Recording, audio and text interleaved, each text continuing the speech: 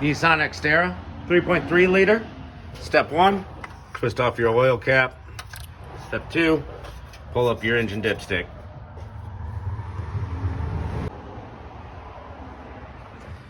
We need to gain access to the oil filter. You could try to come in through the side. I like to take the cover off right there. 5-10mm bolts. Boom. Grab yourself an oil filter wrench if it's on there tight and spin. The part number on this one is M4612. We're using a Napa oil filter 27356.